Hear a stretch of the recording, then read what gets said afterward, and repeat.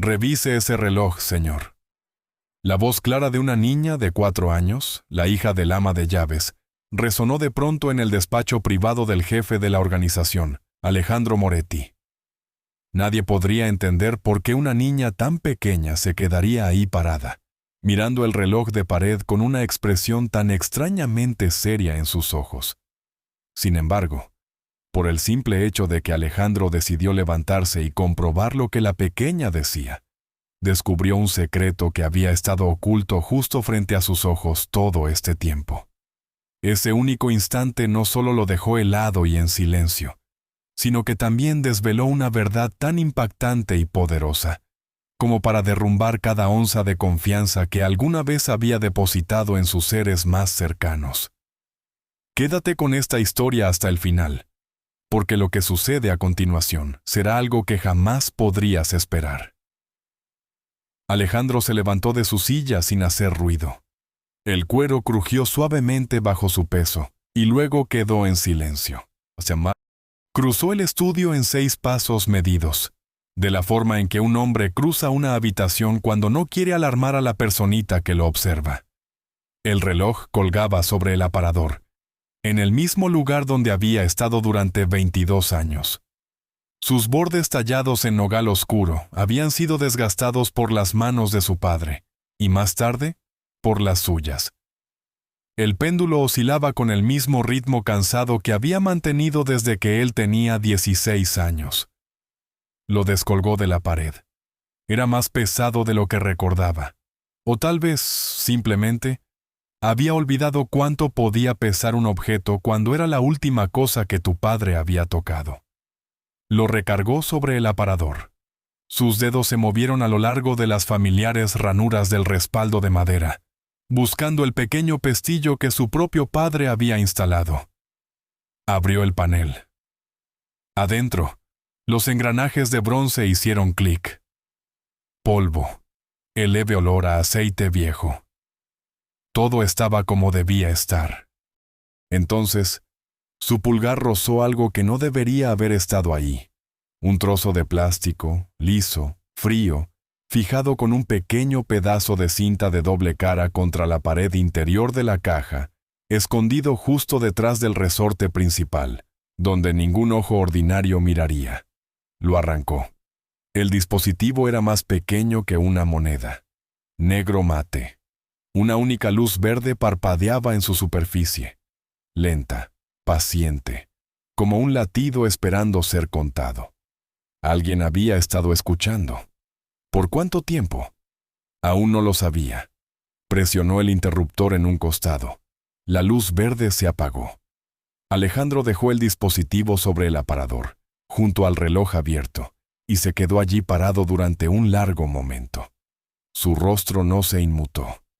En 8 años, los hombres que trabajaban para él nunca habían visto su rostro cambiar en un momento como este. Era una de las razones por las que seguían vivos. Se dio la vuelta. Emma seguía exactamente donde había estado. Con sus pequeños pies firmes, ambos brazos abrazando fuertemente a su conejo de peluche. El señor conejo estaba apretado contra su pecho, como si el juguete fuera el que necesitaba protección. Sus ojos estaban clavados en el dispositivo. No sentía curiosidad ni miedo, solo firmeza, de la forma en que los ojos de una persona mucho mayor podrían mostrarse firmes después de ver algo que desearían no haber visto. Alejandro caminó de vuelta hacia ella. No se sentó detrás del escritorio.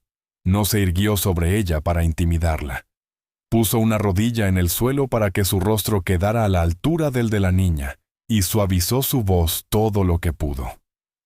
«Emma», dijo, «¿viste quién puso esto ahí?» La pequeña miró al conejo en sus brazos. Acarició una de sus largas orejas con el pulgar, un gesto pequeño, privado, del tipo que hace un niño cuando está decidiendo si decir algo difícil en voz alta. Luego, levantó la mirada. «Fue ella», dijo Emma.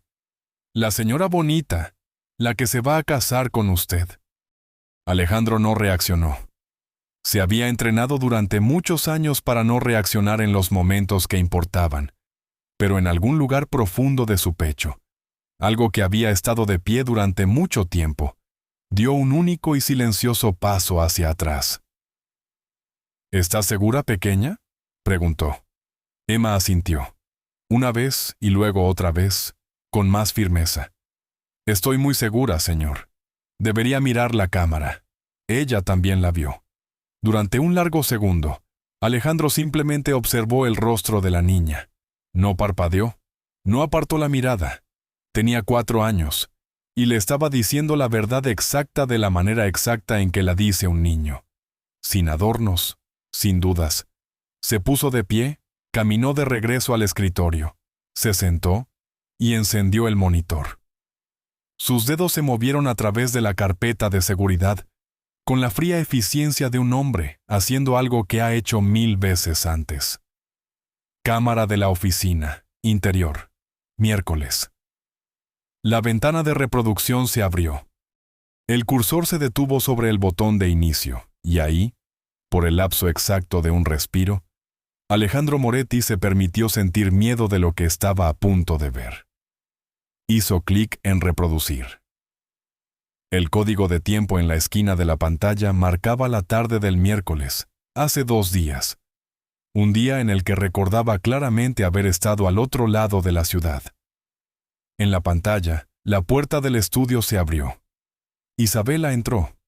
Llevaba el vestido color crema que él le había comprado para su cumpleaños hacía 3 meses.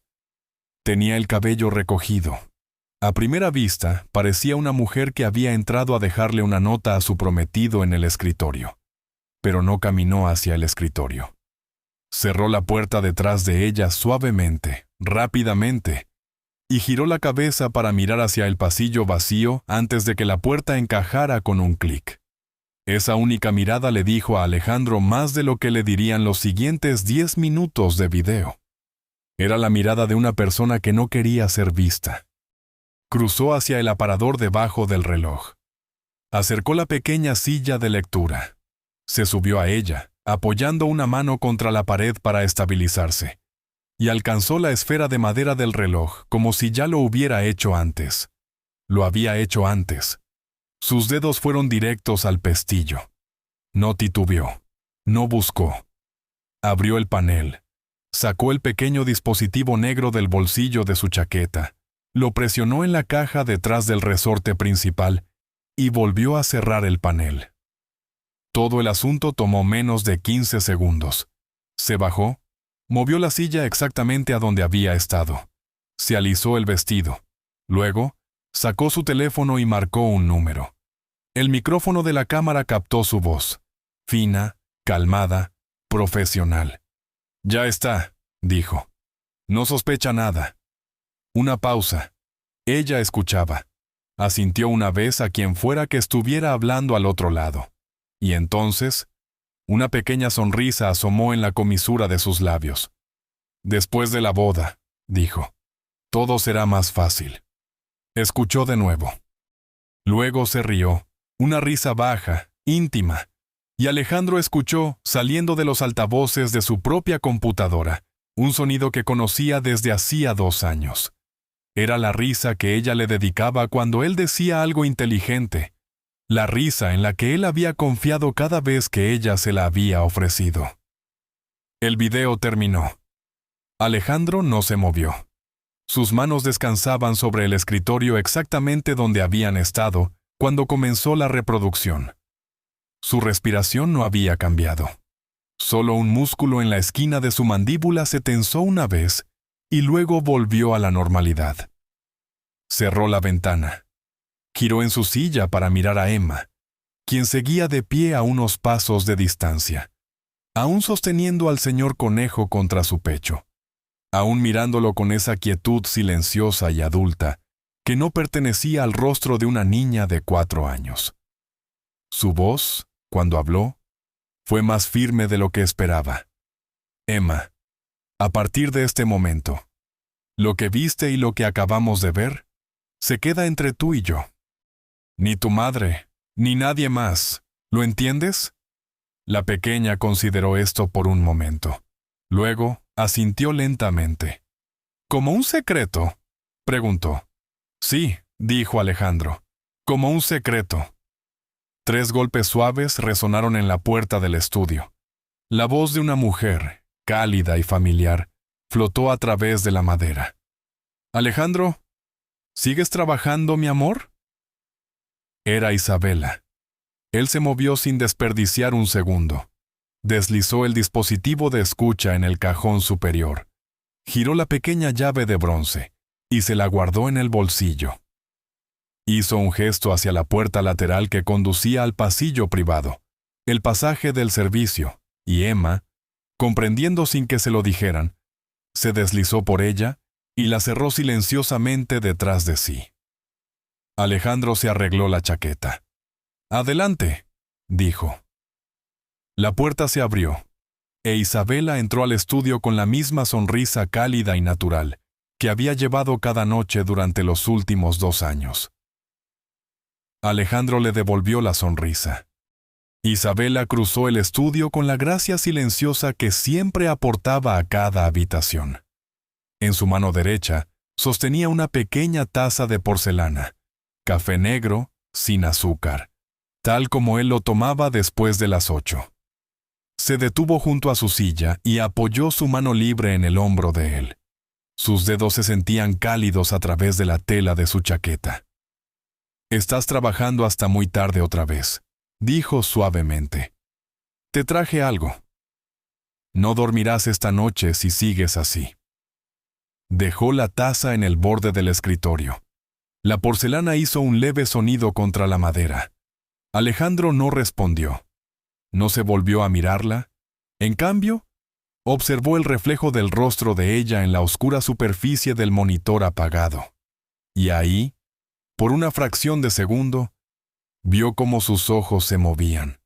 No hacia él, no hacia la taza, hacia la pared detrás del aparador, hacia el reloj. Fue la mirada más breve que un ser humano podría lanzar. La corrigió casi antes de que sucediera. Pero Alejandro había pasado su vida leyendo los movimientos más imperceptibles de hombres que estaban a punto de mentirle, y sabía lo que había visto. Aún sin darse la vuelta, bajó su mano izquierda y abrió el cajón junto a su rodilla. Sus dedos se cerraron alrededor de la pequeña forma negra del interior. La sacó lentamente. Puso el dispositivo de escucha sobre el escritorio, entre ellos. Su luz verde llevaba apagada casi 1 hora. Entonces, y solo entonces, levantó la mirada hacia los ojos de ella. «Viniste por esto, ¿no?» Su voz no se elevó. No era fría, era simplemente segura. La voz de un hombre que enuncia un hecho que ya ha terminado de comprobarse a sí mismo. Isabela se quedó paralizada. La sonrisa no se le borró de la boca de inmediato. Esa fue la cosa que él recordaría tiempo después, la cosa más extraña y cruel. Se deshizo en capas. Primero, las comisuras de sus labios. Luego, la pequeña luz que había vivido en sus ojos durante 2 años. Después, los músculos alrededor de su mandíbula, que habían mantenido esa expresión tantas veces que parecían por un momento incapaces de recordar cómo soltarla. Sus labios se separaron. Podía ver la forma de una palabra formándose ahí. Una negación. Tal vez una explicación. Algo suave que sonaría casi verdad si lo decía lo suficientemente rápido. No le dio la oportunidad. Con su mano derecha giró el monitor hacia ella y presionó el teclado. La ventana de reproducción se abrió, y la pantalla se llenó con la imagen de una habitación que ella conocía muy bien, y una mujer que conocía aún mejor. Su propio rostro la miraba. En la pantalla, Isabela cerraba la puerta del estudio y miraba hacia el pasillo. En la pantalla, Isabela cruzaba hacia el aparador. En la pantalla, Isabela se subía a la pequeña silla de lectura y alcanzaba con dedos expertos la esfera de madera del reloj. Luego, a través de los pequeños altavoces, su propia voz inundó la habitación donde estaba de pie. «Ya está». No sospecha nada. Solo necesitó mirar por unos segundos. El color abandonó su rostro en una ola suave, comenzando en sus sienes y bajando hasta su garganta. Su mano, que había descansado con tanta naturalidad en el hombro de él hace un momento, se levantó y presionó plana contra su esternón, como si estuviera tratando de mantener dentro de su cuerpo algo que no iba a quedarse allí mucho más tiempo. Dio un paso hacia atrás. Su cadera golpeó la esquina del escritorio. La taza de porcelana se tambaleó, se estabilizó y quedó inmóvil. Isabela no pareció sentirlo. Sus rodillas se aflojaron de la manera en que se aflojan cuando un cuerpo finalmente deja de recibir órdenes de la mente que lo controla. No se dio la vuelta para correr. No intentó alcanzar la puerta. Simplemente se dejó caer sobre la alfombra frente a él, hundiéndose hasta que su peso descansó sobre sus talones, y sus palmas quedaron abiertas sobre sus muslos. Había entrado a la habitación para revisar una pequeña luz verde. Se quedó en el suelo para esperar lo que fuera que iba a suceder a continuación. Por un largo momento, el único sonido en el estudio fue el lento y cansado tic-tac del reloj de nogal. Isabela bajó la frente hasta que casi tocó la alfombra.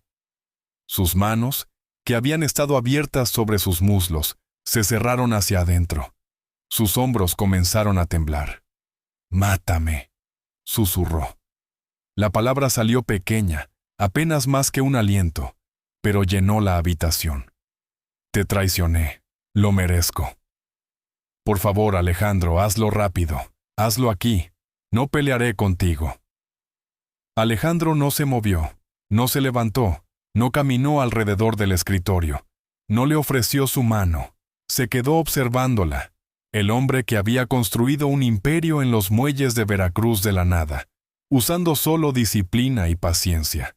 Sabía que el silencio, en ciertos momentos, valía más que cualquier pregunta. Así que dejó que el silencio se alargara. Dejó que se volviera incómodo. Dejó que se volviera insoportable. Vio sus lágrimas caer contra la lana de la alfombra y oscurecerla en pequeños círculos que se expandían.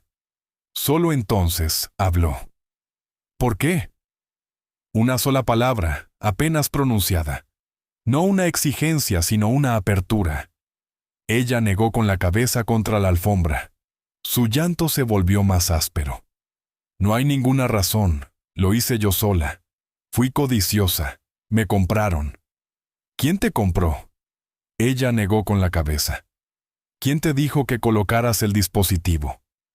Volvió a negar con la cabeza, más fuerte esta vez, como si el movimiento por sí solo pudiera alejar la pregunta. ¿Quién te está amenazando, Isabela? Ella levantó la cabeza. Sus ojos húmedos se encontraron con los de él, y por la más pequeña fracción de segundo, medio latido, nada más, él vio algo salvaje dentro de ellos. No era vergüenza, no era culpa, era terror. El terror particular de una persona que ya ha imaginado muchas veces lo peor que podría pasar y que ha decidido que su propia muerte sería una versión menor de ello. Luego, su mirada volvió a caer al suelo. «Nadie», dijo. «Nadie me está amenazando. Por favor, Alejandro, por favor no me hagas más preguntas. Solo hazlo. Termina con esto. No arrastres a nadie más a esto». Le estaba suplicando ahora, no por su vida, sino por el fin de la conversación. Alejandro se reclinó en su silla. Sus manos descansaban sueltas en los reposabrazos. Su rostro no cambió, pero detrás de la calma de su expresión, algo viejo, frío y paciente, estaba analizando la situación. Había conocido a muchos traidores en su vida. Se había sentado frente a escritorios con hombres que habían aceptado dinero de sus rivales, con hombres que habían vendido partes de su organización para salvarse a sí mismos.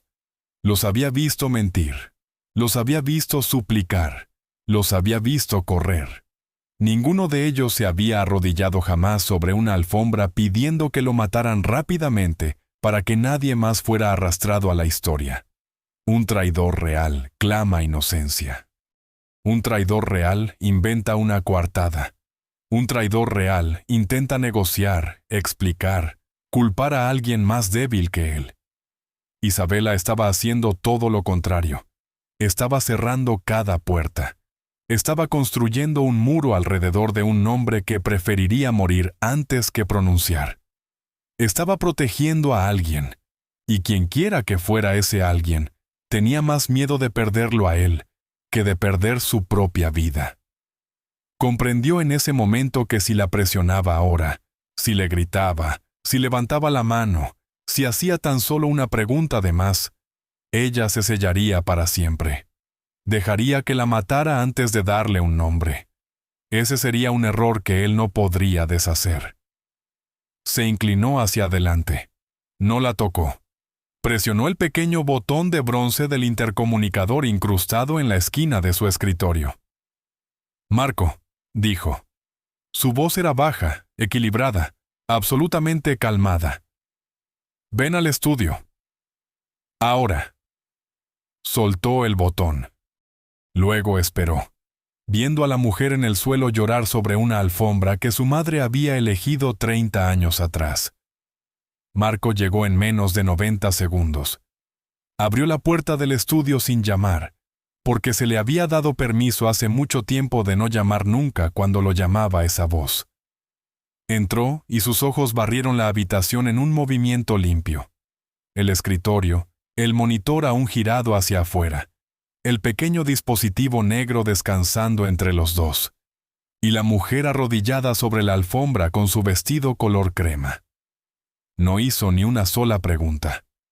Había trabajado junto a Alejandro Moretti durante 11 años, y había aprendido que cuando el rostro del jefe estaba tan inexpresivo, las preguntas eran un insulto. «Llévala a la habitación del ala este», dijo Alejandro. Su voz era lo suficientemente baja como para sonar casi cortés. «Cierra la puerta con llave. 4 hombres, 2 en la puerta, 2 en el pasillo. Nadie le habla, ni teléfono, ni cartas, ni visitas». Marco inclinó la cabeza una vez. Cruzó la habitación y se inclinó ligeramente, ofreciéndole su mano a Isabela de la misma manera que un hombre le ofrece la mano a un extraño que se ha caído en la calle. No le agarró el brazo, no la levantó, esperó. Isabela miró su mano por un momento. Luego, la tomó y dejó que él la pusiera de pie. Sus piernas temblaban. Su vestido estaba arrugado en las rodillas donde se había arrodillado. No lo alisó. No se resistió. No lloró más fuerte. Caminó con Marco hacia la puerta del estudio como una mujer que había olvidado en qué dirección giraba el mundo y estaba dispuesta a que se lo mostraran. En el umbral, se detuvo. Se dio la vuelta por un largo segundo. Miró a Alejandro, y en esa mirada no había miedo, ni reproche, ni enojo. Solo había una única petición silenciosa. El tipo de petición que hace una persona cuando ya no quedan palabras que puedan decirse sin peligro. Una súplica que él pudo sentir desde el otro lado de la habitación sin que se pronunciara ni una sílaba. Ella le estaba pidiendo algo. Él aún no sabía qué. No le devolvió la mirada. En su lugar, miró la esquina de su escritorio, donde el pequeño dispositivo negro descansaba bajo la lámpara, con su luz verde muerta apuntando hacia el techo. Marco le tocó el codo suavemente. Ella se dio la vuelta. Ambos salieron al pasillo. La puerta se cerró tras ellos con un clic suave y definitivo. El estudio volvió a quedar en silencio. Alejandro se sentó durante mucho tiempo sin moverse. Luego, metió la mano en el cajón, sacó el dispositivo de escucha y lo colocó sobre el escritorio junto a la ventana de video cerrada. Los dos objetos yacían uno al lado del otro bajo la lámpara. La pequeña forma negra que había estado escondida dentro del reloj de su padre, y la pantalla oscura que le había mostrado a su prometida colocándolo ahí. Pensó en lo que acababa de ver. Pensó en lo que ella se había negado a decir. Un traidor no pide morir rápidamente para proteger a alguien más. Un traidor no cierra todas las puertas al sonido de un nombre. Había algo más grande que una traición en esta habitación esta noche. Había un secreto detrás del secreto, y hasta que él conociera su forma, Cualquier decisión que tomara sería la equivocada. Tomó su teléfono y marcó a don Vicente. El viejo consejero respondió al segundo timbre. «Dime». «Nadie debe saber que está retenida», dijo Alejandro. «Si alguien pregunta, una amiga, un miembro de la familia, alguno de sus asistentes en la galería. Isabela se ha ido a Florencia por negocios. 3 semanas. No corrijas la historia si circula. Aliméntala si no lo hace». Hubo una pausa en el otro extremo. El tipo de pausa que hace un anciano cuando está decidiendo si hacer una pregunta. Don Vicente no la hizo. «Se hará como dices», respondió, y la línea se cortó. Alejandro dejó el teléfono sobre la mesa. No se levantó. No cenó. No bajó las luces. Simplemente permaneció en la silla detrás del escritorio de su padre, con las manos cruzadas libremente frente a él, sus ojos moviéndose entre el dispositivo negro y la pantalla oscura, esperando que algo dentro de sí mismo le dijera qué hacer a continuación. Por primera vez en 8 años, el jefe del cártel de los Moretti se sentó en su estudio hasta que salió el sol. No durmió. No dejó la silla. Afuera de la ventana, sobre los techos bajos de la finca y la oscura silueta de la ciudad a lo lejos, el cielo comenzó a cambiar del negro a un gris pálido y exhausto. La habitación del ala este había sido un dormitorio de invitados alguna vez, en una vida que Isabela ya había dejado de contar como suya. Era pequeña. Una simple cama de hierro, una mesa de madera, una silla de madera y una ventana alta y estrecha con barrotes negros empotrados en la piedra desde el exterior. El tipo de barrotes que un extraño no notaría desde el jardín de abajo, porque habían sido diseñados para confundirse con la decoración. Una botella de agua sellada descansaba sobre la mesa, sin vaso, sin llave, sin espejo. Isabela se sentó en el borde de la cama con las manos cruzadas en el regazo. Ya no estaba llorando. Sus lágrimas se habían agotado en algún lugar entre el estudio y el pasillo, y ahora sus ojos estaban secos, calientes y ligeramente hinchados.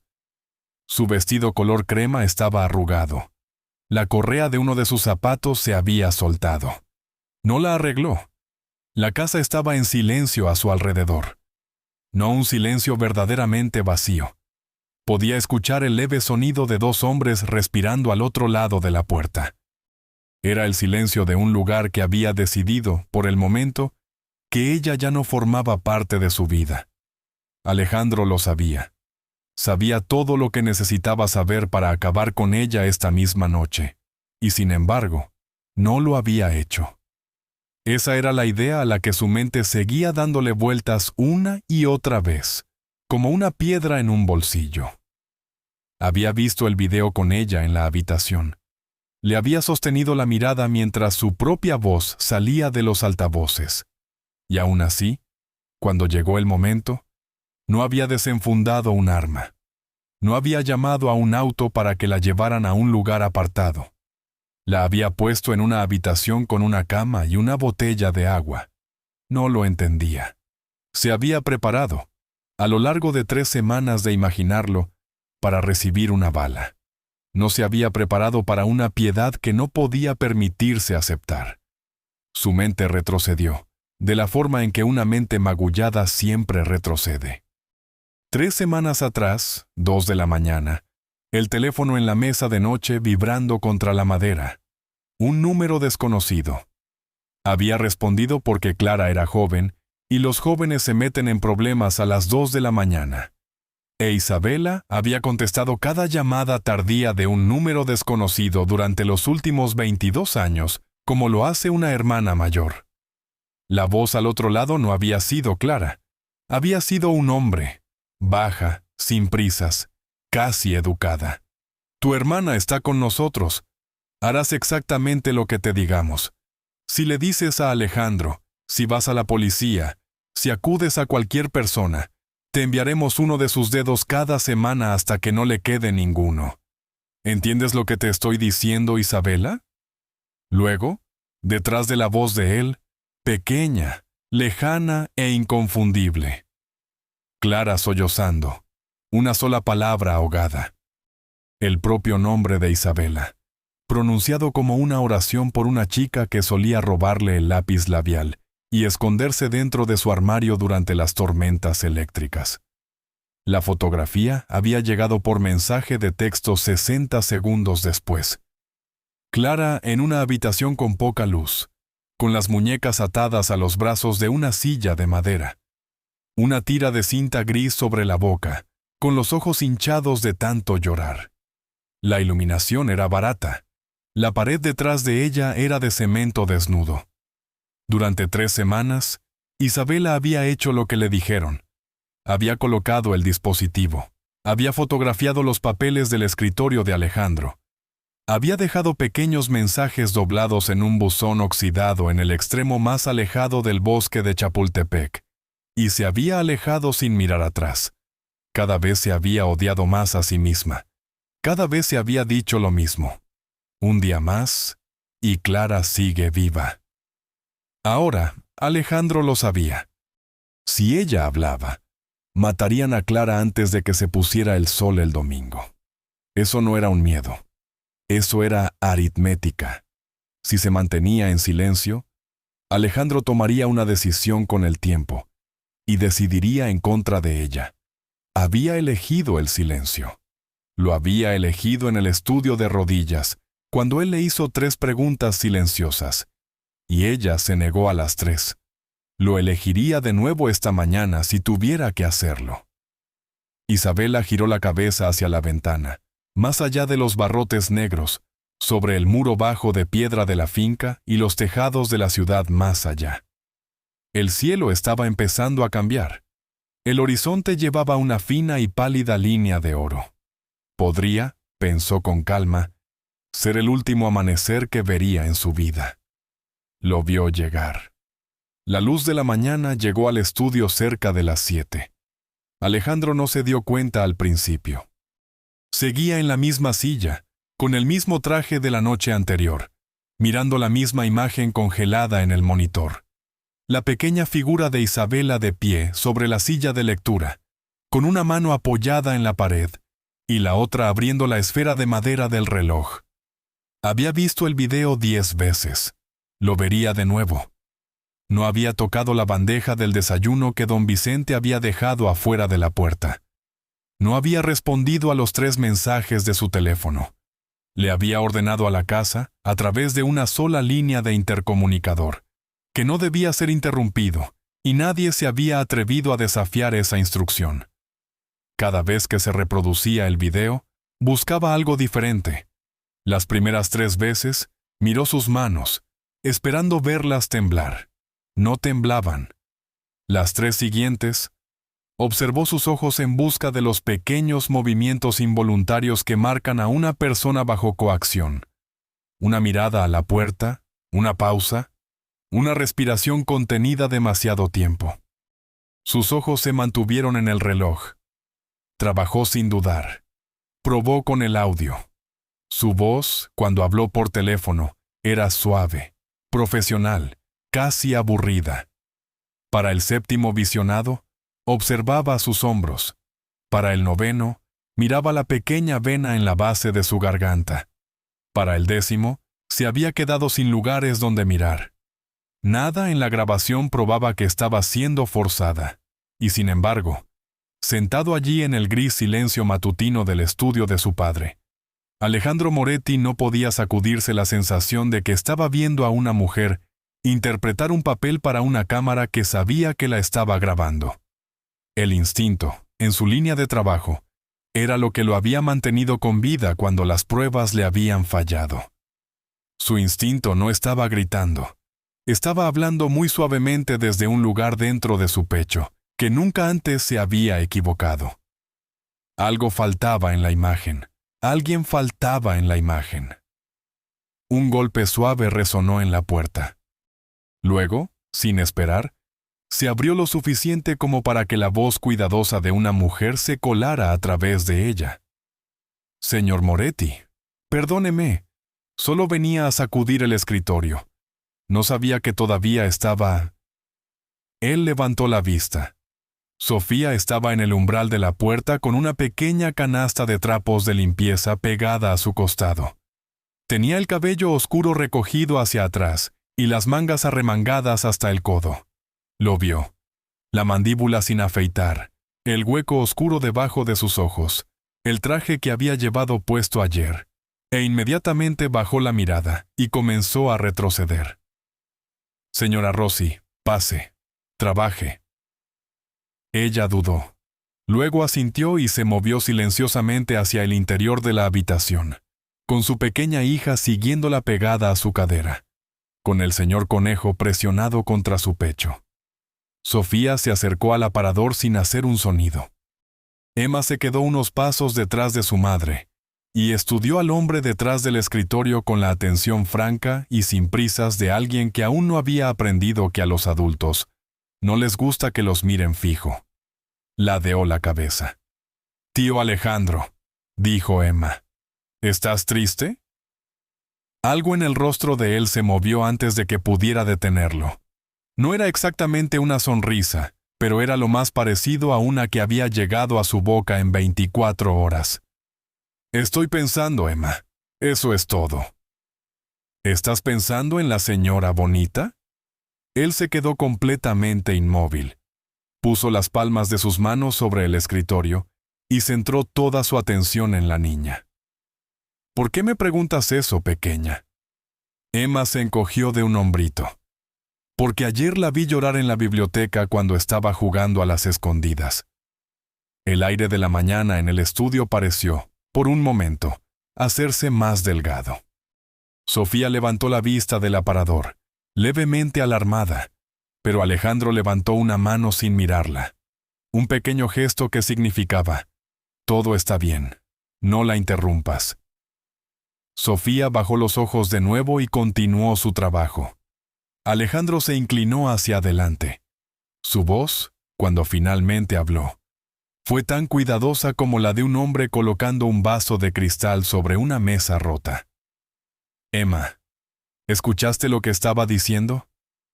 Emma asintió, y Alejandro sintió una corriente fría y lenta descender a lo largo de su columna. Alejandro levantó los ojos hacia Sofía y bajó su voz al registro calmado que usaba solo cuando necesitaba la confianza absoluta de una persona en una sola frase. «Señora Rossi, tráigala aquí a la silla junto a la ventana, por favor».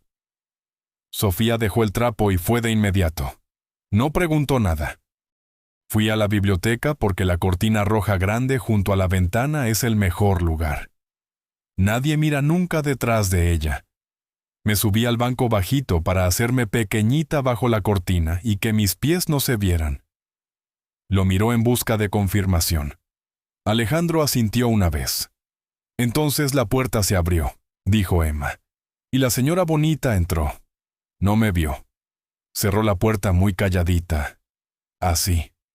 Emma se llevó un dedo a los labios. Y entonces lloró. Alejandro no se movió. «¿Por cuánto tiempo, pequeña?» «Por mucho tiempo». Antes del teléfono se sentó en el piso, cerca del estante, y se puso la mano sobre la boca para no hacer ruido. Pero yo podía escucharla porque estaba muy cerca. Lloraba de una forma que dolía escuchar. No como cuando a una señora se le cae algo. Como cuando... Emma buscó la palabra. Como cuando es de verdad. La línea de la mandíbula de Alejandro se tensó. Mantuvo su rostro imperturbable. ¿Y el teléfono? El teléfono hizo un ruidito y ella lo agarró muy rápido. Se limpió la cara primero. Luego dijo. Emma cerró los ojos y apretó su pequeña frente, arrastrando las palabras del recuerdo exacto de ellas. Por favor no le hagan daño a mi hermana. Haré todo lo que pidan, todo lo que pidan». Lo dijo así, 2 veces. En algún lugar dentro del pecho de Alejandro, una corriente lenta y fría comenzó a moverse. Emma abrió los ojos.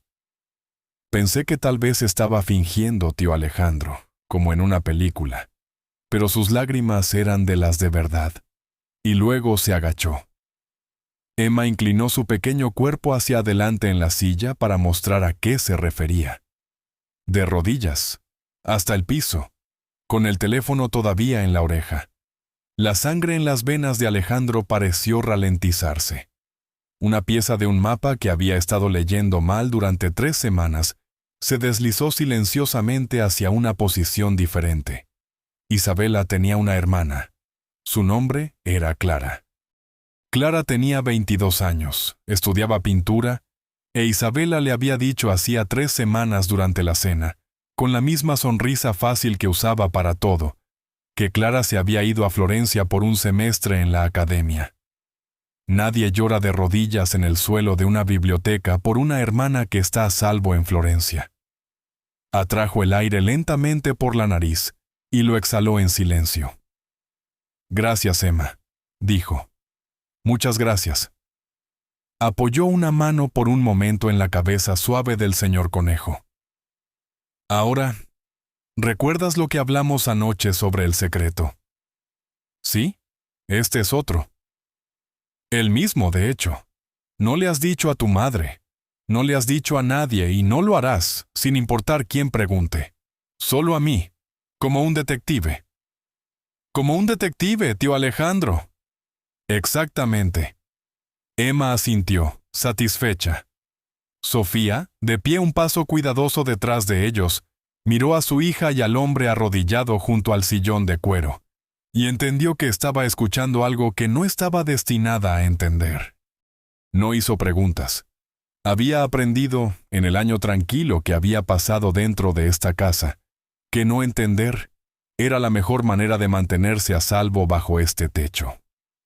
Alejandro se levantó. Despidió a Sofía con un pequeño asentimiento y los vio salir juntos, la niña pequeña, el conejo y la mano firme de la madre en su espalda. En el momento en que la puerta se cerró, sacó el teléfono de su chaqueta y marcó. «Marco», dijo, «encuentra a Clara Romano, ahora. No duermas hasta que tengas algo». Marco se movió en menos de 1 hora.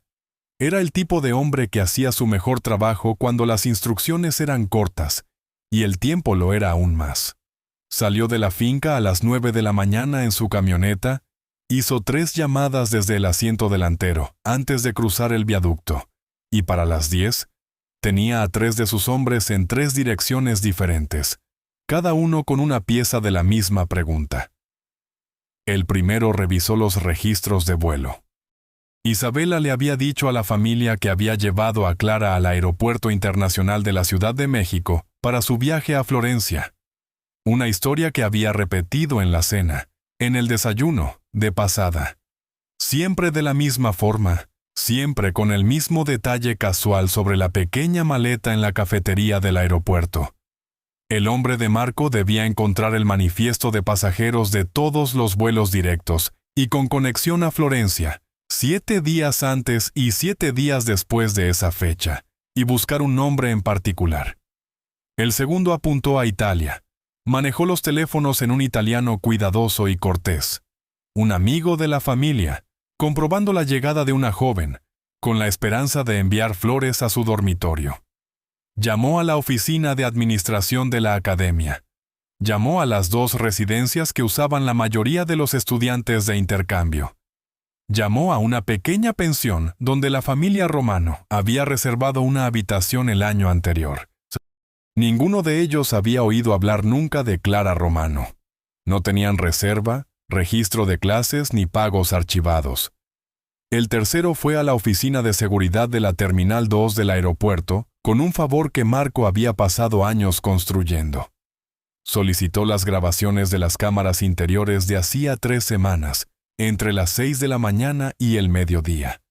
Para las 11:30, los 3 hombres se estaban reportando. Alejandro regresó al estudio justo antes del mediodía. Había caminado de un extremo a otro del jardín y del pasillo, y no había hablado con nadie. Se sentó detrás del escritorio de su padre, cruzó las manos sobre la madera y esperó. Don Vicente le trajo una bandeja de comida. Alejandro no la miró. El viejo consejero la puso en el aparador, lo suficientemente cerca para ser vista, lo suficientemente lejos para ser ignorada, y no hizo ningún comentario. A la 1 de la tarde, don Vicente regresó y se quedó de pie en el umbral por un largo momento. «Te estás matando», dijo finalmente. «Necesitas dormir».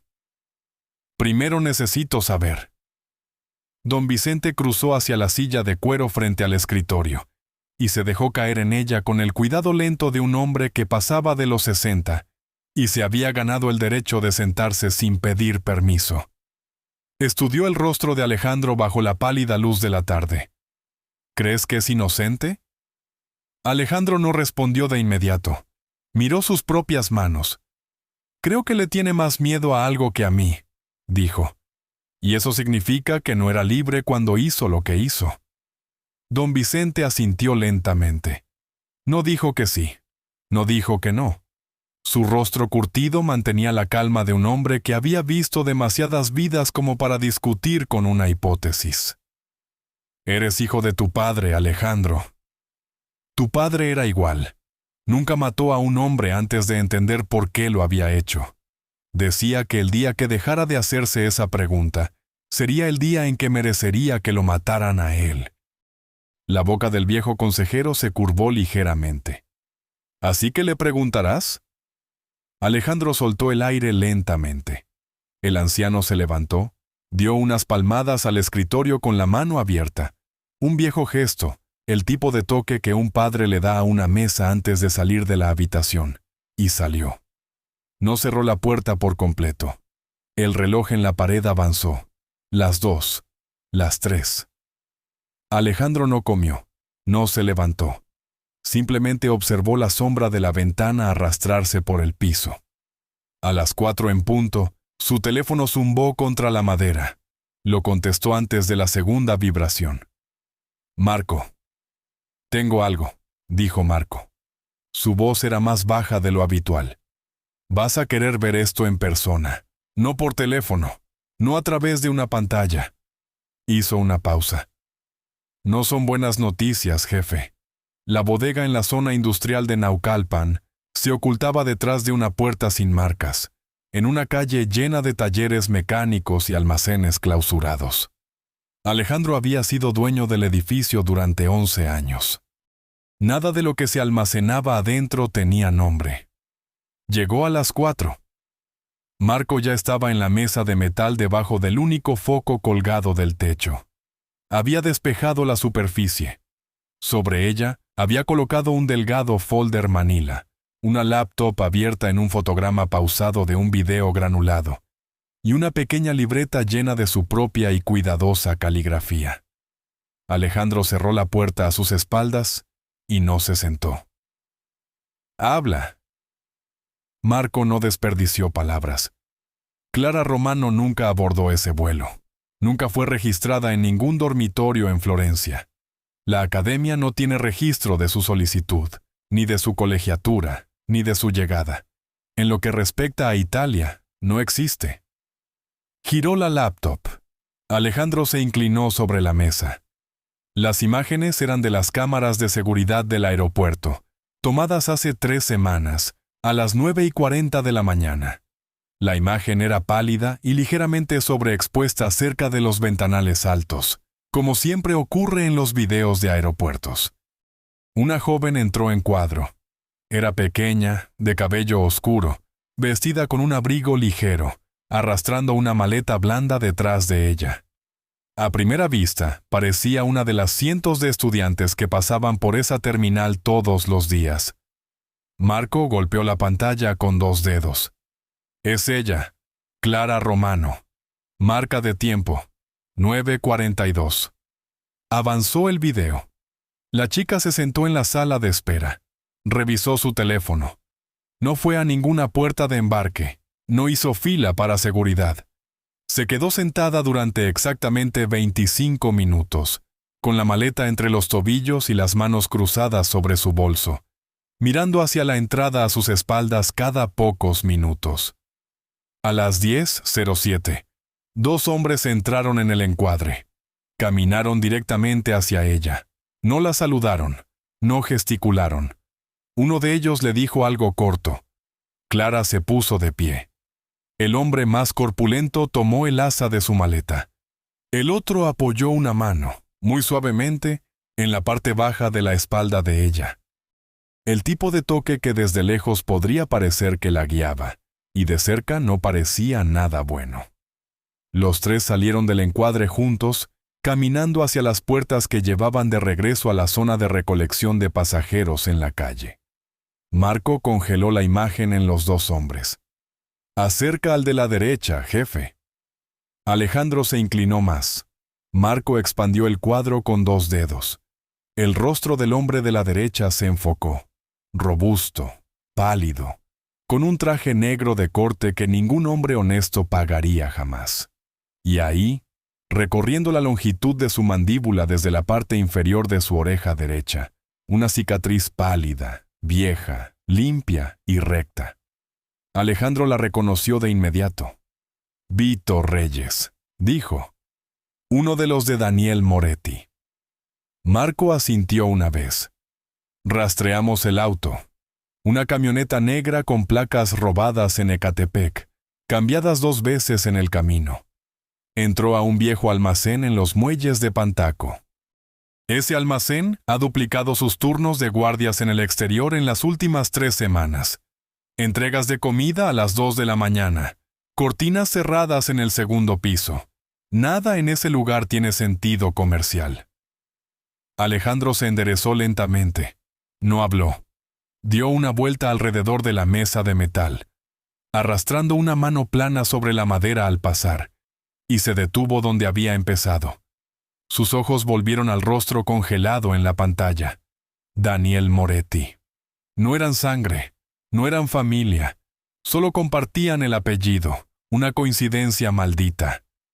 Daniel había pasado 20 años convirtiéndose en un arma, dejando que la confusión de un apellido compartido le abriera puertas que no se había ganado.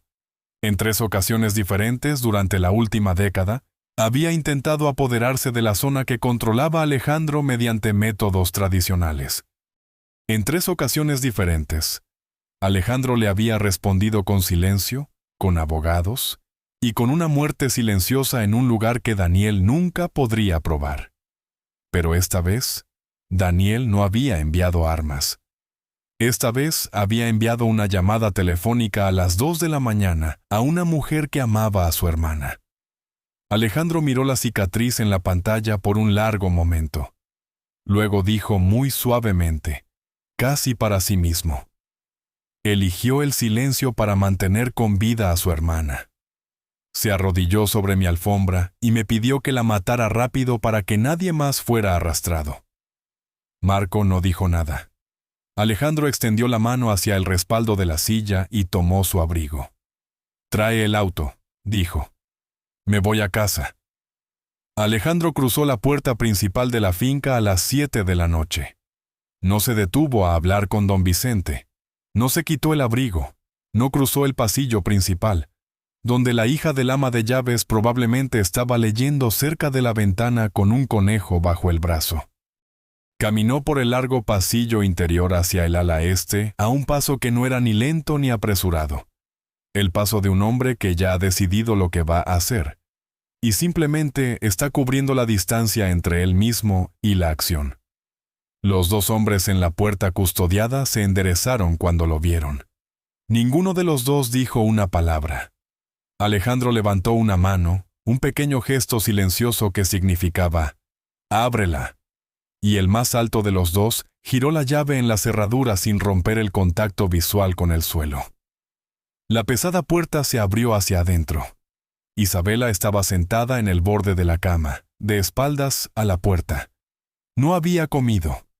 La botella de agua en la pequeña mesa seguía sellada. Su vestido crema estaba aplastado en las rodillas donde se había arrodillado la noche anterior. Su cabello se había soltado de su broche y caía desigual sobre sus hombros. Al oír el sonido de la cerradura se quedó quieta. Luego, muy lentamente, se puso de pie. No se dio la vuelta de inmediato. Se alisó la parte delantera del vestido con las palmas de las manos. Un viejo hábito, el tipo de pequeña dignidad que una mujer se concede cuando está a punto de enfrentar algo que no puede controlar. Cuadró los hombros. Solo entonces se volvió hacia la puerta. Sus ojos se encontraron con los de él al otro lado de la habitación. Ella creía, él podía verlo, que esta era la hora de su ejecución. No suplicó. No lloró. Se dejó caer sobre la alfombra en medio de la habitación, con el cuidado lento de una persona que ya ha imaginado este momento suficientes veces para saber exactamente cómo bajar su cuerpo hacia su final. Y bajó la cabeza. Y esperó. Alejandro entró. Cerró la puerta con su propia mano. La cerradura volvió a su lugar con un pequeño sonido definitivo. No desenfundó ningún arma. No habló. Durante 3 largos segundos, el único sonido en la habitación fue la respiración pequeña y cuidadosa de Isabela por la nariz. El tipo de aire que toma una persona cuando está tratando de no temblar. Luego, él lo dijo muy silenciosamente, casi con ternura. Lo sé todo. 3 palabras. Golpearon sobre ella como la primera grieta en un muro que había estado conteniendo un río furioso durante 3 semanas. Levantó la cabeza. Sus ojos se veían enormes. Por un latido, pareció incapaz de ubicar el rostro de él, como si se hubiera preparado tan completamente para otra versión de este momento, que la versión real requiriera un tipo diferente de visión. Sus labios se separaron. Y entonces, se quebró. No fue el llanto de anoche. Anoche había llorado como llora una mujer condenada.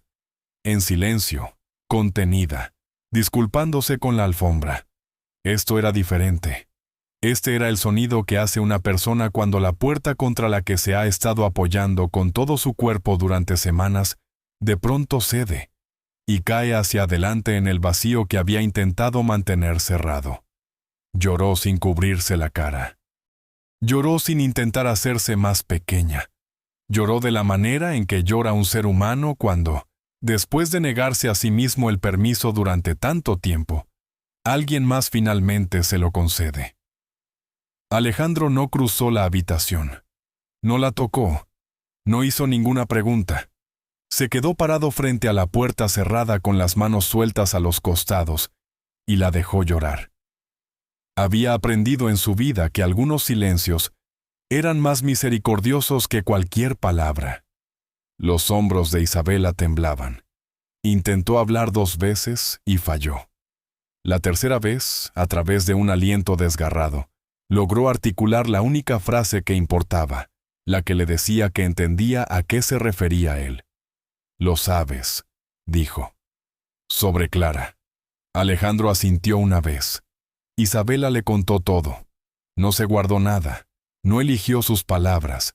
Simplemente abrió la boca y 3 semanas de un silencio demasiado pesado para levantarlo sola salieron en una larga e irregular confesión. Y Alejandro, de pie dentro de la puerta cerrada de la pequeña habitación del ala este, dejó que ella se lo contara. Había comenzado a las 2 de la mañana. 22 días atrás, si estaba contando correctamente, y había contado cada uno de ellos. El teléfono vibrando. El hombre en la línea, educado, sin prisas. Daniel Moretti diciendo su propio nombre como si le estuviera haciendo una cortesía. Luego, la voz de su hermana pequeña amordazada. La fotografía en la oscuridad. Las condiciones llegaron en la segunda llamada. A la mañana siguiente, debía colocar un micrófono en el estudio privado de Alejandro. Fotografiar cada documento. Grabar cada reunión que pudiera. Dejar el material en un buzón oxidado al otro lado de la ciudad, envuelto en papel. Si hablaba, Clara moría. Si iba a la policía, Clara moría. Si llegaba tarde con un informe, Clara perdería un dedo. Su voz se quebró en la palabra dedo, y no intentó estabilizarla. Dejó que se rompiera. Dejó que él viera el tamaño de la carga que había estado llevando sola. Quería decírtelo todos los días, Alejandro. Todos los días, cada noche, Me acostaba a tu lado y quería decírtelo. Abrí la boca 100 veces, y cada vez pensaba en Clara sentada en esa habitación oscura con cinta adhesiva en la boca, y no podía dejarla morir por mi culpa. Levantó las manos de sus muslos, apretó la frente contra la alfombra. Mátame, lo merezco. Traje a tu enemigo a tu casa. Puse el dispositivo dentro del reloj de tu padre. Traicioné el nombre de los Moretti. Pero por favor, antes de que me mates, salva a mi hermana. Cualquier cosa que me quieras hacer después de eso, hazlo. No pelearé. Me arrodillaré donde me digas que me arrodille. Solo salva a Clara. Tiene 22 años. No sabe nada de esto. Solo es mi hermana. Alejandro no le respondió de inmediato. La miró de verdad, al pequeño temblor en la base de su cuello, al vestido aplastado, a las manos que no habían dejado de agitarse desde que comenzó a hablar. Y comprendió, con una claridad que no llegó a su mente, sino a un lugar más profundo y antiguo, que esta mujer había estado dispuesta a cambiar su honor, su amor, su nombre y su vida. Cada cosa que se le podía quitar a un ser humano, por la supervivencia de la sangre de su sangre. Si hubiera sido él, si Daniel Moretti hubiera tenido a una de las muy pocas personas por las que Alejandro habría muerto, su madre cuando aún vivía, o don Vicente, o un hijo aún no nacido, habría hecho exactamente lo que Isabela había hecho. Se habría arrodillado en una alfombra y habría pedido que lo mataran rápidamente para que nadie siguiera el hilo hasta la persona que intentaba salvar. Cruzó la habitación. Se agachó frente a ella, la tomó por los codos de la manera en que nunca había tomado a ninguna mujer antes, y la levantó suavemente hasta ponerla de pie. No pesaba casi nada. Sus piernas no querían sostenerla. «No me traicionaste», dijo en voz baja. Levantó la mano y le giró el rostro hasta que lo miró a los ojos. «Protegiste a tu sangre. Te perdoné en el momento en que lo entendí». Ella cayó hacia adelante contra su pecho. Y por primera vez en 3 semanas, Isabela Romano permitió que su peso descansara en otro ser humano. Alejandro cerró los brazos alrededor de ella y la sostuvo. Detrás de la calma de su rostro, la guerra ya había comenzado. La bodega en Pantaco ya estaba llena cuando Alejandro llegó. Marco había hecho las llamadas en el momento en que Alejandro dejó la finca. Don Vicente había llegado solo en un auto sin identificación por las calles traseras. Los 12 hombres eran los 12 que Alejandro habría elegido en cualquier escenario. Los que habían sangrado a su lado. Los que habían enterrado a sus propios hermanos bajo las órdenes de los Moretti, y nunca habían preguntado por qué. Estaban a lo largo de la mesa de metal debajo del foco colgado, con los abrigos puestos y los rostros firmes, esperando. Alejandro no se sentó. Caminó hasta la cabecera de la mesa y apoyó las manos planas sobre la madera. Habló por menos de 1 minuto. Daniel Moretti había secuestrado a la hermana menor de su futura esposa hacía 3 semanas y la había utilizado para obligar a su prometida a plantar un micrófono en su estudio. El dispositivo había sido descubierto. La chica estaba retenida en un almacén en la zona industrial. Daniel estaría allí. También la chica. Mañana por la noche, la operación acabaría con él. Nadie reaccionó. Así era como sabías que eran los 12 correctos. Don Vicente, desde el otro extremo de la mesa, habló primero. Su voz era baja y seca. «Asalto total. Asalto total», respondió Alejandro. «Sin prisioneros, excepto Clara». El viejo consejero asintió una vez y no volvió a preguntar. Marco desenrolló un plano sobre el metal. El almacén era de 3 pisos, construido en los años 20 y nunca reacondicionado. 2 puertas a la calle, un andén de carga, una escalera de servicio en la cara norte, una escotilla de mantenimiento hacia el techo. Había caminado por el perímetro 2 veces en las últimas 4 horas disfrazado de repartidor, y sabía dónde se paraban los guardias cada hora de la noche. El plan era limpio. A las 2 de la mañana del sábado, la hora más profunda de la noche, menos vigilada de la semana. 3 equipos. Marco tomaría la fuerza principal a través de la puerta de carga trasera. El segundo equipo, 4 hombres, sellaría la entrada principal y el andén para que nadie saliera a pie. Alejandro llevaría a 4 hombres por la escalera de incendios del edificio adyacente. Cruzaría la brecha del techo y entraría por la escotilla de mantenimiento. De esa forma, caería sobre el último piso, donde probablemente Daniel estaría durmiendo, desde arriba. Un helicóptero médico estaría esperando en el techo de un edificio a 2 calles de distancia. Un cirujano de traumatología que Marco había usado antes estaría a bordo. Alejandro pagó el doble de la tarifa sin que se lo pidieran. Los hombres salieron de la bodega de 2 en 2, con 10 minutos de diferencia.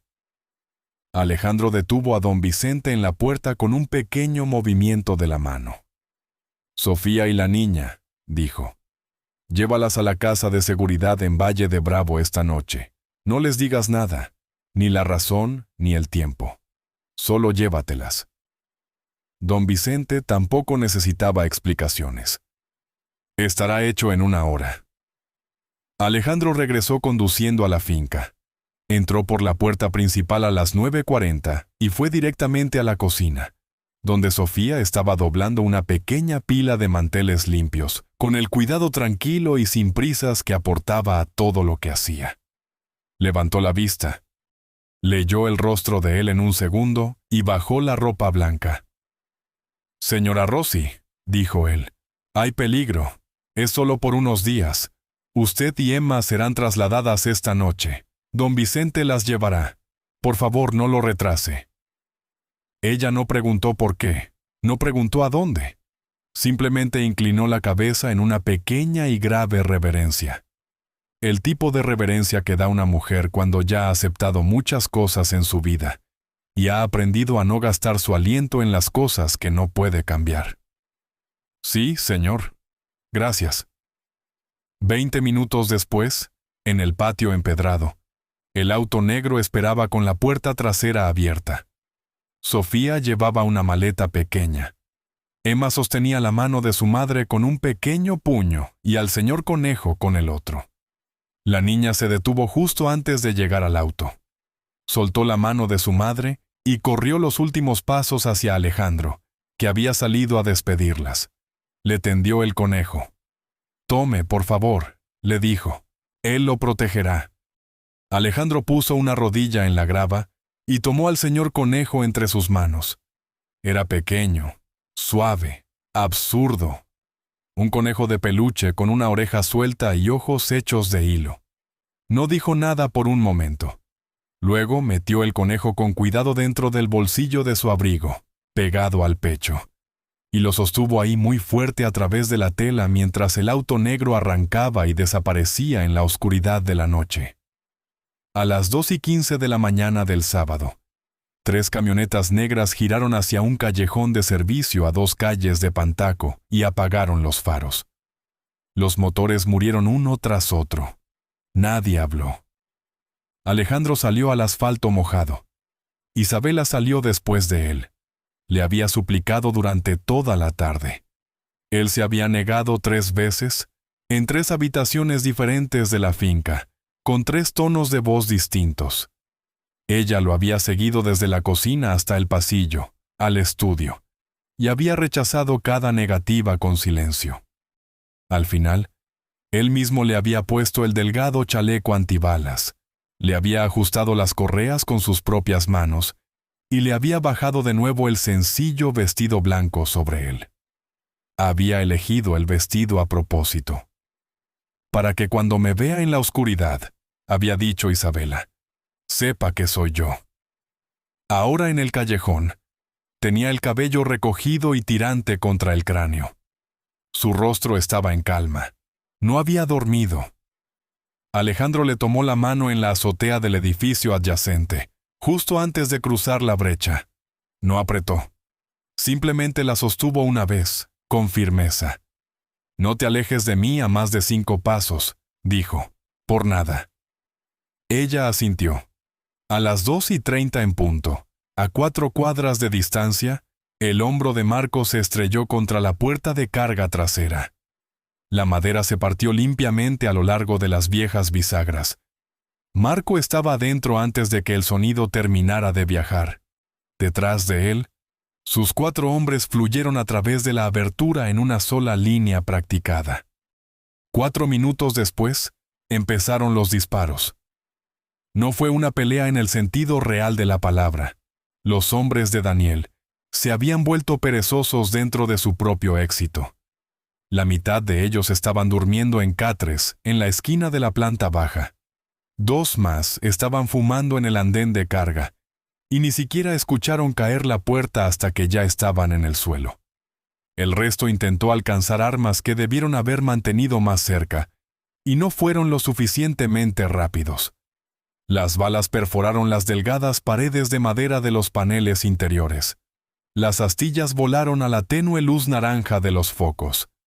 Un hombre gritó en el otro extremo de la habitación y luego ya no gritó más. Alejandro cayó a través de la escotilla de mantenimiento hasta el piso superior. Un latido después de que comenzó el ataque de Marco, para que ambos asaltos cayeran en el mismo instante. Aterrizó en silencio. Sus 4 hombres lo siguieron. Isabela fue la última, con la mano presionada contra el chaleco en su estómago, de la forma en que una mujer embarazada sostendría su vientre, aunque no había ningún niño en ella. Avanzó por el pasillo del segundo piso a paso de cazador. Firme, no rápido, con el arma baja. 2 guardias salieron de una habitación lateral, a medio vestir. Alejandro les disparó a ambos a 3 metros de distancia sin detenerse. Los cuerpos cayeron. Pasó sobre ellos. No miró hacia abajo. Isabela lo siguió. Su respiración era rápida pero uniforme. No cerró los ojos. La voz de Marco se escuchó limpia por el auricular. Primer piso despejado. Alejandro llegó a la última puerta al final del pasillo. Estaba cerrada. La cerradura era barata, un candado en un lazo de acero por fuera. El tipo que usas para el almacenamiento, no para una persona. No le disparó. No quería hacer ruido. Dio un paso atrás. Impulsó la suela de su bota contra la madera justo debajo de la cerradura, y la placa se desprendió del marco en un solo y crujiente golpe. La puerta se abrió hacia adentro sobre bisagras oxidadas. Adentro, un solo foco amarillo colgaba de un cable. La luz era tan débil que apenas llegaba a las esquinas de la pequeña habitación. El piso de concreto estaba desnudo. Las paredes habían sido pintadas de gris hacía mucho tiempo. En la cama de hierro contra la pared del fondo, una joven estaba sentada con las rodillas recogidas contra el pecho. Sus muñecas estaban sujetas a la estructura por 2 delgadas esposas de acero. Su cabello oscuro estaba apelmazado a un lado de su rostro. Estaba más delgada que en cualquier fotografía que Alejandro hubiera visto de ella. Más delgada, más callada, más pequeña. Clara Romano levantó la cabeza ante el sonido de la puerta. Sus ojos encontraron el umbral. Pasaron por encima de Alejandro y se detuvieron en la pequeña figura con el vestido blanco de pie, justo detrás de él. No gritó.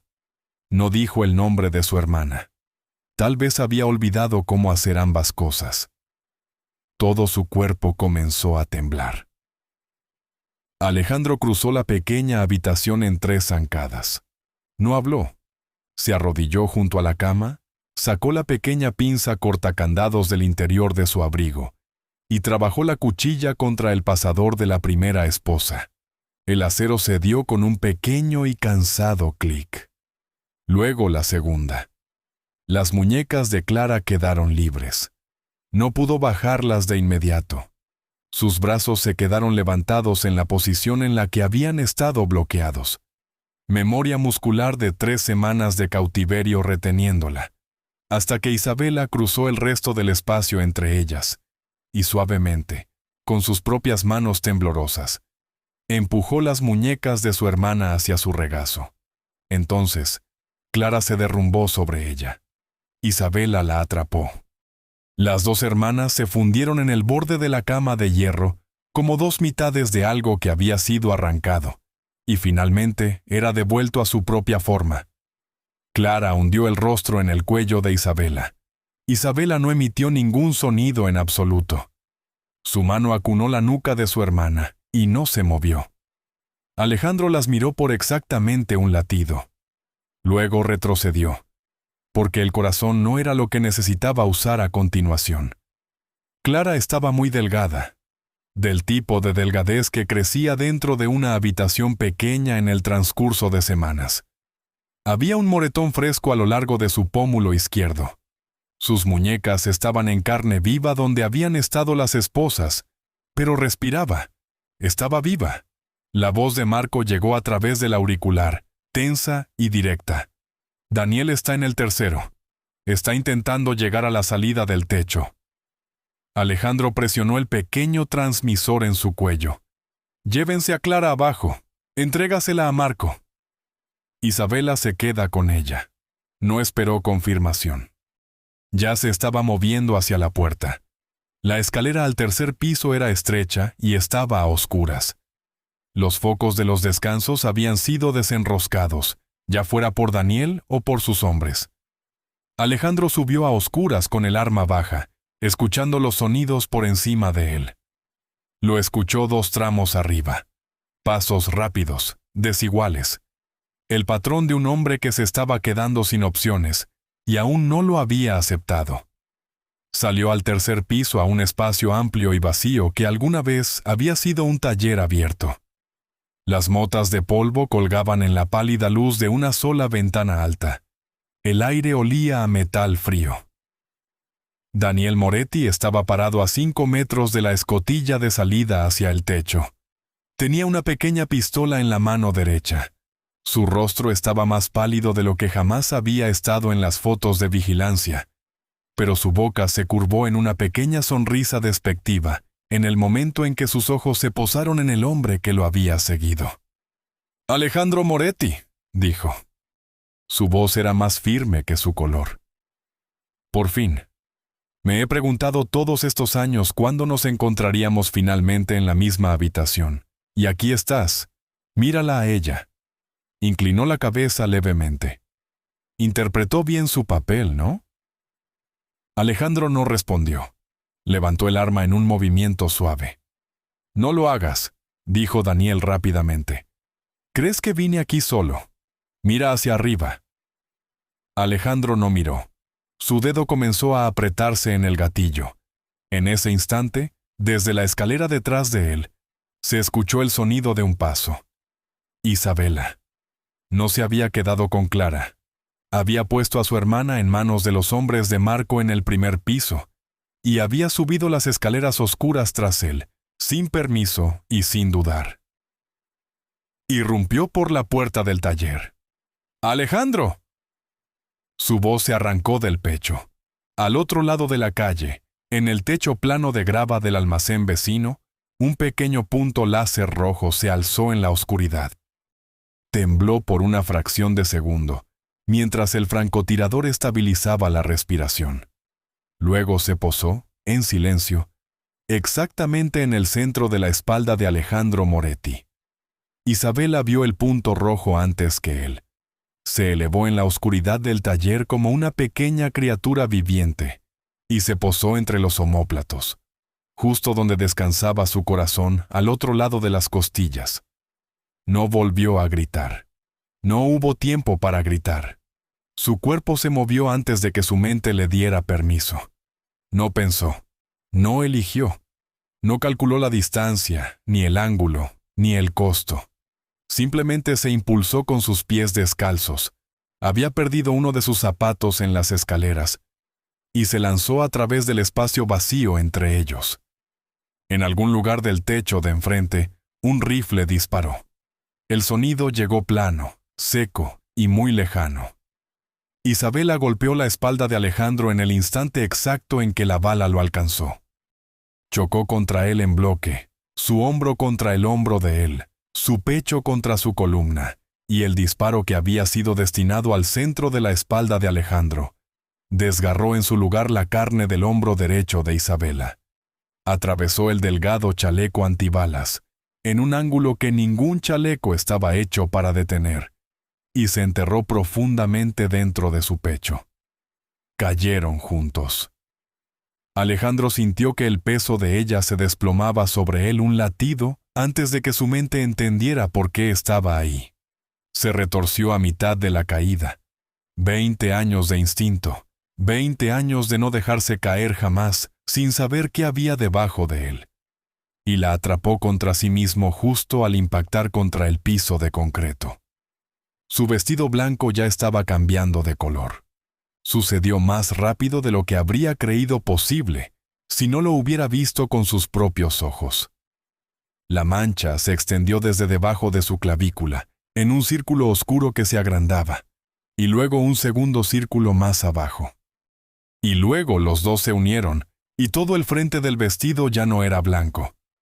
En algún lugar del taller, Daniel Moretti seguía de pie. En algún lugar de la escalera, Marco ya estaba subiendo. En algún lugar al otro lado de la calle, el rifle estaba siendo levantado para un segundo disparo que, al final, no llegaría. Alejandro no sabía nada de esto. Estaba de rodillas en el frío piso de concreto de un viejo almacén en Pantaco, sosteniendo a una mujer cuya sangre estaba empapando la manga de su abrigo y su propia piel. Y nada del resto del mundo existía para él en ese momento. Isabela. Su voz era casi un susurro. Isabela, mírame. Los ojos de ella encontraron los suyos. Le tomó un momento. Cuando lo hicieron, seguían siendo suyos. Seguían siendo los ojos a los que le había propuesto matrimonio hacía 2 años en un pequeño restaurante en Polanco, con un anillo que él mismo había elegido. Su mano se levantó. Temblaba mucho. Sus dedos encontraron la mano de él y se cerraron a su alrededor con la fuerza que le quedaba. Las lágrimas caían por su rostro en una línea ininterrumpida. No parecía notarlas. Susurró, y su voz ya era más fina de lo que debía ser. Por favor, perdóname. Nunca fui infiel al amor que te tengo. Sus ojos se cerraron. Alejandro se escuchó a sí mismo gritar el nombre de Marco en el transmisor de su cuello, y el sonido de su propia voz le llegó como desde una gran distancia. Quebrado, roto, deshecho. Un sonido que ningún hombre en la organización de los Moretti había escuchado de él en 8 años, y que sería recordado por los que lo escucharon esa noche por el resto de sus vidas. Hay momentos, tiene que decir llanamente el narrador de cualquier historia verdadera, en que el poder no puede salvar lo que importa. Hay momentos en que cada arma, cada dólar y cada nombre en el mundo pesan menos que un solo aliento exhalándose dentro de los brazos de quien lo sostiene. Alejandro presionó la palma de su mano con fuerza contra la herida debajo de su clavícula. Entonces, y solo entonces, levantó los ojos. Miró a través del piso del taller a Daniel Moretti. Alejandro recostó a Isabela sobre el concreto frío con un cuidado que nunca le había dado a nada en su vida. Sostuvo la parte posterior de su cabeza con la palma de la mano hasta que tocó el suelo. Enderezó los pliegues de su vestido blanco arruinado con 2 dedos de la otra mano.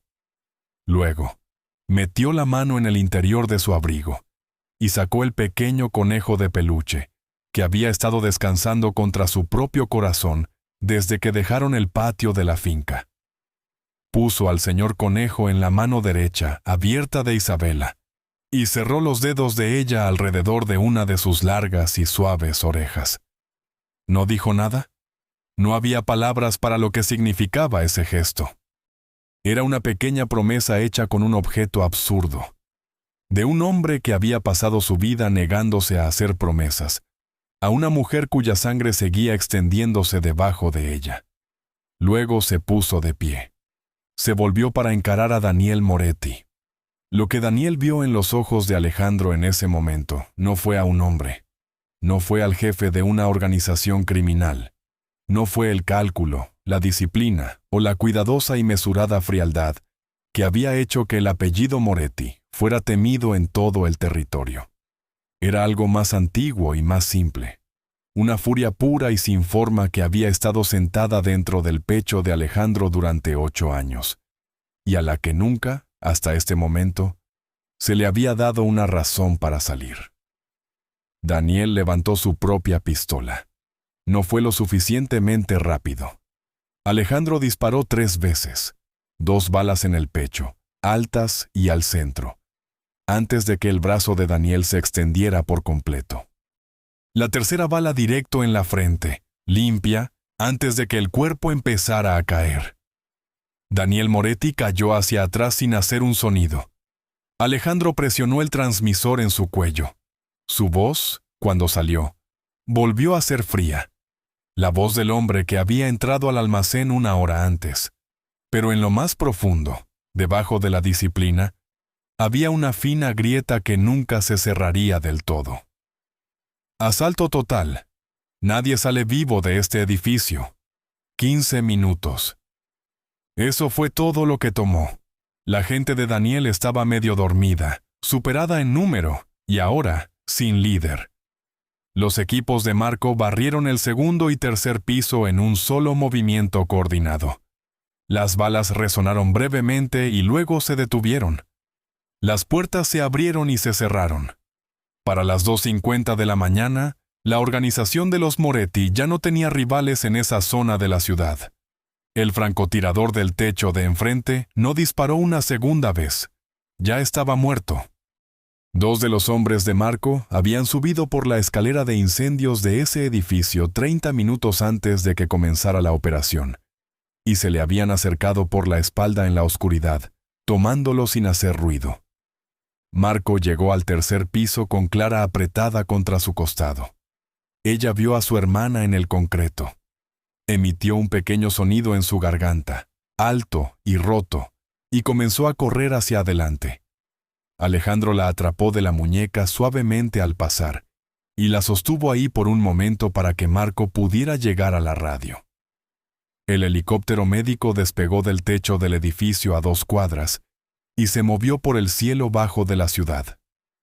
3 minutos. Los rotores llenaron el taller desde arriba. Marco abrió la escotilla del techo. Alejandro levantó a Isabela en sus brazos como si no pesara nada. Subió la escalera de hierro con ella contra su pecho, y salió al techo plano de grava del almacén, con la sangre de ella empapándole el frente de la camisa. No le soltó la mano durante todo el vuelo. El helicóptero aterrizó en la plataforma del hospital ABC a las 3:20. El equipo de traumatología ya estaba allí. Una camilla, soporte intravenoso, 2 enfermeras corriendo bajo para mantenerse debajo de la corriente de los rotores. Alejandro bajó a la plataforma con Isabela aún en sus brazos y la recostó él mismo en la camilla. Se la quitaron en las puertas dobles. Se quedó allí por un momento después de que ella desapareció, observando cómo se detenía el balanceo de las puertas. Sus manos estaban rojas. Su abrigo estaba rojo. El conejo estaba en el bolsillo de su abrigo de nuevo, pequeño, suave y manchado. Ayudaron a Clara a bajar del helicóptero detrás de él. Todavía temblaba. Alejandro se quitó el abrigo, tan rojo como estaba, y lo acomodó alrededor de los pequeños hombros de la joven sin decir una palabra. La luz de quirófano sobre las puertas dobles se encendió a las 3:31 de la mañana. Se mantuvo encendida durante 6 horas. Alejandro Moretti no se sentó ni una sola vez. A las 8 de la mañana del domingo, las puertas dobles del quirófano se abrieron y el cirujano jefe salió al pasillo, aún con su bata. Su cubrebocas colgaba suelto en su garganta. Su cabello estaba húmedo debajo de la cofia de papel. Caminó directamente hacia el hombre alto apoyado contra la pared opuesta. El hombre que no se había sentado en 6 horas, cuya camisa aún estaba rígida de sangre seca, cuyo rostro era del color del papel. El cirujano no desperdició palabras. «Está fuera de peligro, señor Moretti». La bala pasó a 3 centímetros de su corazón. Tuvo suerte. Necesitará varias semanas para recuperarse por completo, pero se recuperará. Alejandro cerró los ojos y tomó un largo aliento. «Gracias», dijo. Su voz era tan silenciosa que el cirujano casi no la escuchó. Pasó las puertas dobles y entró a la sala de recuperación. Isabela yacía en la cama del hospital, con una vía intravenosa en el dorso de la mano izquierda y un vendaje envuelto en lo alto de su hombro derecho y su pecho. La sábana blanca estaba subida hasta su clavícula. Su piel estaba muy pálida, pero su pecho subía y bajaba a un ritmo constante, y las máquinas junto a la cama emitían los pequeños y regulares sonidos que hacen las máquinas cuando una persona no se está muriendo. Cruzó la habitación y se sentó en la silla junto a ella. Del bolsillo de su arruinado abrigo, que había insistido en quedarse, sacó al señor conejo. El vientre blanco del conejo estaba manchado de un marrón oxidado que nunca se lavaría. Acarició una suave oreja contra su palma y colocó con delicadeza el pequeño animal de peluche bajo la curva de la mano abierta de ella. Sus dedos, en sueños, se cerraron ligeramente a su alrededor. En el rincón más alejado de la habitación, Clara estaba sentada en una silla de plástico, con las rodillas recogidas bajo una manta del hospital que alguien le había dado. Tenía los ojos hinchados por una noche entera de llorar. Tampoco había dormido. Se había negado a salir del pasillo mientras su hermana estaba en cirugía, y se había negado a salir de la habitación ahora que la cirugía había terminado. Alejandro no le habló. Simplemente la miró desde el otro lado y asintió levemente con la cabeza. Clara entendió. Apretó la boca contra la manta y lloró muy silenciosamente por un par de minutos más. Media hora después, Isabela abrió los ojos. Miró primero al techo, luego lentamente a las máquinas, luego a la vía en su mano. Solo después de todo eso giró la cabeza en la almohada, haciendo una mueca por el movimiento, y dejó que sus ojos se posaran en el mundo que la rodeaba. La primera palabra que salió de su boca no fue sobre su herida, no fue sobre su dolor, no fue sobre sí misma. «Mi hermana», susurró. «¿Está a salvo?» «Está a salvo», dijo Alejandro. «Está aquí». Clara se levantó de la silla de plástico y se acercó a la cama. Tomó la mano libre de Isabela entre las suyas. Isabela volvió el rostro hacia ella. Vio el moretón en el pómulo de Clara. Vio la vacuidad cansada del joven rostro por el que había apostado toda su vida. Y una pequeña sonrisa exhausta, la sonrisa de una persona que había cargado una montaña en su espalda durante 3 semanas, y por fin se le había permitido dejarla en el suelo. Asomó a su boca. Luego, giró lentamente el rostro hacia Alejandro.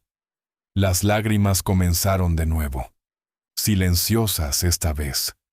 Las lágrimas de una mujer que había despertado viva y entendía que eso por sí solo no arreglaba nada. «Ya no merezco ser tu esposa», dijo en voz baja. «Por favor, cancela la boda. Traicioné a la familia Moretti. Traje a tu enemigo a tu casa. No soy digna de tu apellido». Alejandro se inclinó hacia ella. No le respondió de inmediato. La levantó con cuidado, teniendo en cuenta el vendaje, la vía del suero y lo frágil que aún era, y la sostuvo contra su pecho. Luego bajó el rostro hasta que sus labios estuvieron cerca de la oreja de ella, y se preparó para decirle, por fin, la frase que sabía que era verdad desde el momento en que había comprendido todo. Alejandro levantó una mano y, con la yema del pulgar, secó muy suavemente las lágrimas de la mejilla de Isabela. «No me traicionaste», dijo.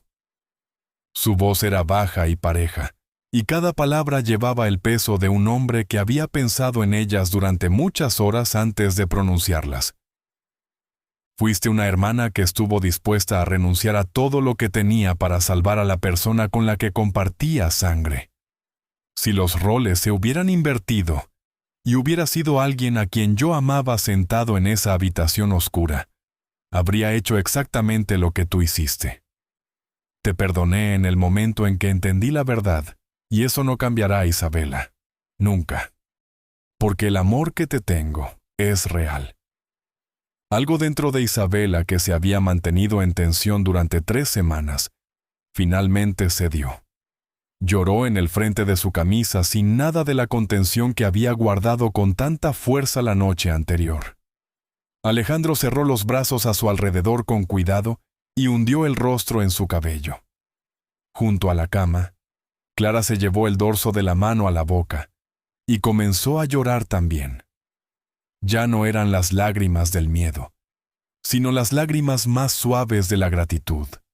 Las lágrimas de agotamiento de una joven que finalmente había entendido que estaba a salvo. Alejandro extendió un brazo y la atrajo gentilmente al abrazo también. 3 personas, un momento silencioso y un perdón más grande que cualquier poder que un hombre pudiera comprar. 6 semanas después, una mañana de domingo en la primera verdadera semana de primavera, el jardín de rosas blancas detrás de la finca de los Moretti estaba en flor. El mismo jardín que la madre de Alejandro había plantado 30 años atrás con sus propias manos, el año antes de morir. La boda se llevó a cabo tal como siempre se había planeado. Pero esta vez, marcaba algo más que el amor entre 2 personas. Marcaba el comienzo de una familia construida a base de confianza, sacrificio y perdón. Había solo unos 40 invitados. Marco, don Vicente, Clara, Sofía, Emma. Las pocas personas cuya lealtad se había ganado el derecho a ver este amanecer en particular desde el interior del muro del jardín. Emma caminó por el pasillo primero con un pequeño vestido blanco, llevando un cojín de terciopelo con 2 anillos sobre él. Del bolsillo de su vestido, la pequeña oreja marrón del señor Conejo asomaba a la luz de la mañana. Caminaba con la seriedad de una niña de 4 años, a la que se le había encomendado el trabajo más importante de su vida, y no tropezó ni una vez. Luego, Isabela caminó por el pasillo. Su vestido era largo, blanco y sencillo. Le habían quitado el vendaje del hombro 10 días antes, pero aún movía su brazo derecho con un poco más de cuidado que el izquierdo. En el hueco de su garganta, un pequeño colgante de plata atrapaba la luz del sol, un pájaro en vuelo. El último recuerdo que su madre le había dejado antes de morir. Una pieza que Alejandro había tomado con sus propias manos esa mañana, y le había abrochado alrededor del cuello él mismo. Clara sostenía la mano de su hermana y la acompañó hasta el altar. Alejandro esperaba bajo el arco de rosas blancas. No sonrió hasta que sus ojos se encontraron con los de Isabela. Cuando lo hizo, fue una sonrisa pequeña y privada, y no abandonó su rostro durante el resto de la ceremonia. Los votos fueron cortos. No había necesidad de nada más. Isabela habló primero. Me perdonaste algo que nadie más podría haber perdonado. Pasaré el resto de mi vida demostrando que lo merezco. La respuesta de Alejandro fue aún más silenciosa. No necesito que lo demuestres, Isabela. Solo necesito que te quedes. Intercambiaron los anillos. Él la besó con cuidado, recordando el lugar aún sensible debajo de su clavícula. Emma aplaudió más fuerte que nadie. Sofía, de pie un paso detrás de su hija, lloró sin hacer un solo ruido. Después, antes de que comenzara la pequeña recepción en el jardín, Alejandro tomó a Isabela de la mano y la condujo al interior de la casa, por el largo pasillo, y hacia el estudio donde todo había comenzado. El reloj de nogal había sido devuelto a su lugar sobre el aparador. Él mismo lo había vuelto a colgar el día que el cirujano dijo que ella viviría. Dentro de su caja de madera ya no había nada, excepto engranajes de bronce y tiempo honesto. La miró. Nuestro nuevo hogar, dijo, comienza aquí. Hay familias construidas sobre la sangre. Hay familias construidas sobre el dinero. Y luego hay familias construidas sobre la cosa más rara de todas. Un perdón ofrecido en el momento exacto en que una traición podría haber sido el fin de todo. En ese jardín, en esa casa, un hombre que había vivido toda su vida rodeado de poder, aprendió que el tipo de poder más verdadero no es la capacidad de castigar, sino la voluntad de ver por qué la persona que amas hizo lo incorrecto y, aún así, elegir quedarse. El verdadero amor no se mide por las veces que tenemos la razón. Se mide por lo que estamos dispuestos a perdonar. A veces, lo que parece una traición es solo una persona rompiéndose bajo un peso que no le podía contar a nadie que llevaba. Si estuvieras en esta historia, ¿habrías tenido el valor de perdonar a la persona que amas después de enterarte de que te engañó para salvar a alguien valioso para ella? Déjanos tus pensamientos en los comentarios de abajo y dinos desde qué parte del mundo nos estás viendo. Cada voz importa. Cada historia que escuchamos de ustedes importa. Si esta historia tocó tu corazón de alguna manera, tómate un momento para presionar el botón de me gusta. Comparte este video con alguien que tal vez necesite escucharlo hoy y suscríbete a nuestro canal para que no te pierdas la próxima historia que contaremos. A cada uno de ustedes que están viendo este video, les deseamos mucha salud, un corazón en paz y alegrías tranquilas en cada día ordinario de su vida. Gracias por quedarte con nosotros hasta el final. Cuida de los que amas, cuídate a ti mismo. Y nos volveremos a ver en la próxima.